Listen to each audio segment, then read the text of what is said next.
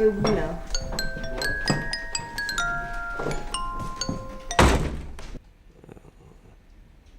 Il y a quelque chose qu'on maîtrise pas, hein, d'inconnu, d'intouchable, d'innommable même. Donc,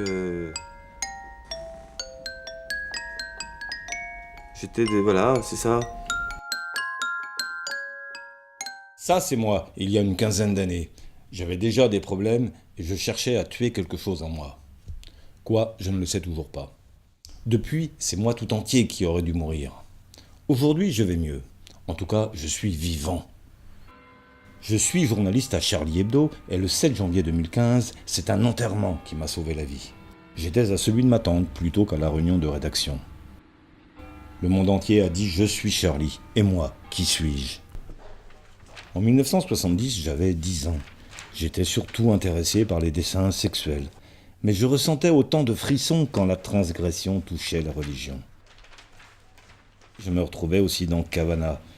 Quand il décrivait son enfance dans l'Hérital, j'entendais la voix de mon père. Je n'aurais jamais imaginé que 30 ans plus tard, je deviendrais journaliste à Charlie. Alors, branleur.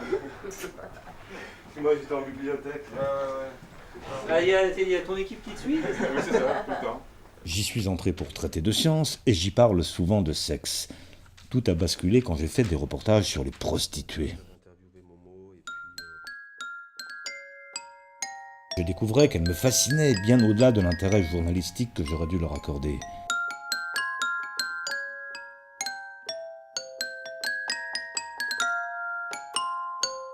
Étais-je un obsédé sexuel ? Quel démon m'habite ? Mes amis de Charlie semblaient y voir plus clair en moi.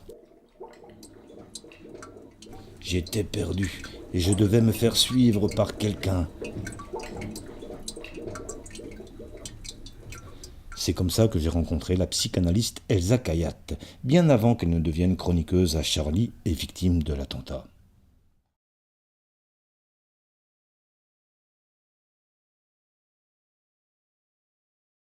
Le désir, c'est ce qu'on recherche dans l'autre, c'est quelque chose dans soi. Disons, C'est ça la duperie fondamentale, c'est qu'on croit vraiment dans l'autre, que l'autre a les clés de son être. Et les clés, elles sont en soi. donc, L'angoisse, elle est liée à ça, de ne pas savoir ce qui pousse. Qu'est-ce qui pousse? Mais c'est ça, en fait, l'histoire. Là, je suis à Buenos Aires, je vais chercher un prix. Donc là, je suis à Buenos Aires et je vais chercher un prix au nom de Charlie Hebdo.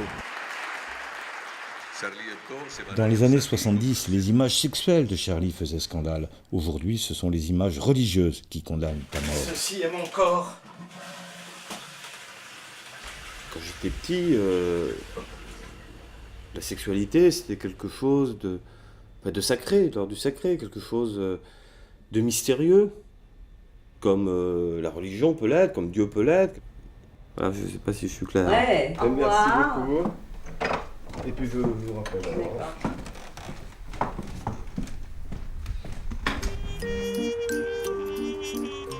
Dieu, la croyance en Dieu, elle est active en chacun de nous. Ça, en fait, l'histoire. Comment continuer sans Elsa ? Aujourd'hui, je comprends à quel point son questionnement rejoignait celui de Charlie.